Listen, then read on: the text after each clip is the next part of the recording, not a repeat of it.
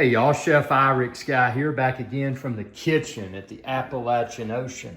Now I'm going to tell you how to make the perfect bacon and tomato sandwich. You can add lettuce if you want to and make what's called a BLT, bacon, lettuce, and tomato. But here's what I do.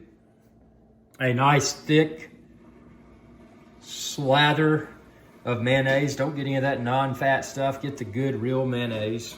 Doesn't matter about the brand, just make sure it's real mayonnaise. Get you a fresh tomato, preferably from a farmer's market or your own garden, if you do like it. If you do it like I do it. Always peel the tomato before you slice it. Why do you want to peel it before you slice it? Well, if you're going to take the time to make the perfect bacon and tomato sandwich, you need to peel your tomato. If you don't, you're just lazy. And then on top of the mayonnaise, fresh ground pepper.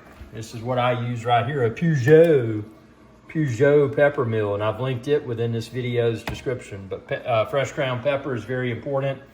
Also salt, but not just regular salt, sea salt, because you want to make it fancy. You want to make it good.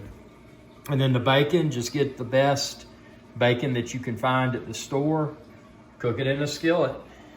I've linked the skillet like I used within this video's description. I mean, you got to do it right. You don't take shortcuts when you're making the perfect bacon and tomato sandwich.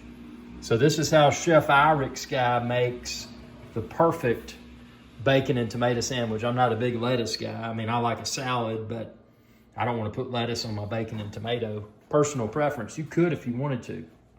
But there you go.